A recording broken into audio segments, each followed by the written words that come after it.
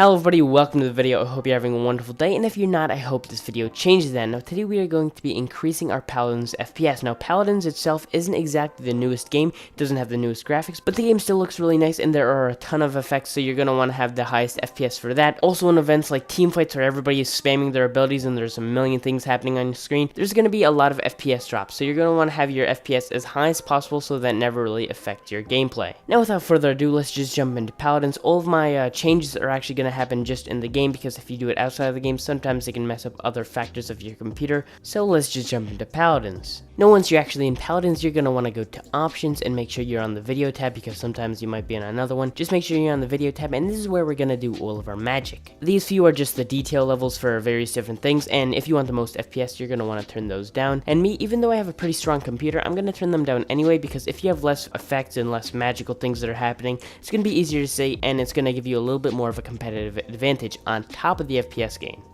So let's just turn all of them all the way down to low, and we should be good. Now if you're a gamma, this doesn't actually affect your FPS that much, but you know, generally in games, you're going to want to have your gamma as high as possible, and if you don't know, gamma is practically brightness, so you can see more, because you simply might just not be able to see as much things as someone who has their gamma higher. Once again, going for that little bit of competitive edge. Now the FOV actually has a pretty big effect on gameplay, but you're not going to want to change this one too much. If you have a lower FOV, you're going to have better FPS, but you won't see as much, and if you have a higher FOV, you're going to be able to see more, but you're going to have a little bit worse FPS, so you can kind of change this to however strong your computer is. So for example, if you have a pretty strong computer, you can pull this up a little bit, and if you have a pretty weak computer, you can pull this down a little bit. You know, it doesn't have that big of an FPS difference, because the FOV change that you can actually do isn't that much. I mean, putting it at 120 and putting it at 80 aren't that massive differences as they are with changing some other of these settings, so I recommend finding a nice little balance for your computer. Now use D3, D11. I recommend taking this off if you want to have higher FPS. It doesn't make that big of a difference, but it kind of, you know, it kind of goes hand in hand with all these detail, but it's more almost, this is a little bit of a stretch, it's almost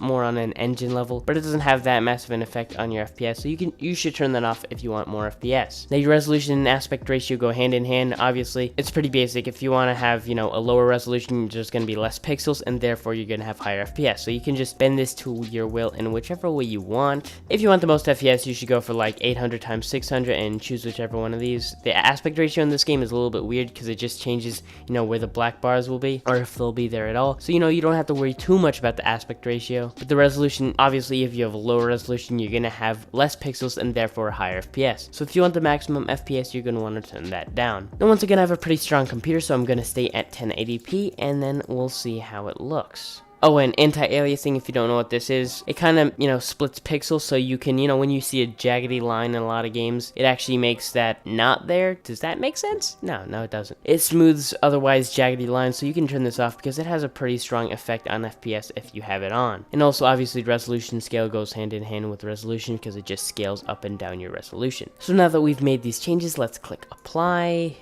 Changes will not take effect until you restart, and you're going to have to probably restart for the majority of these changes because they're pretty massive.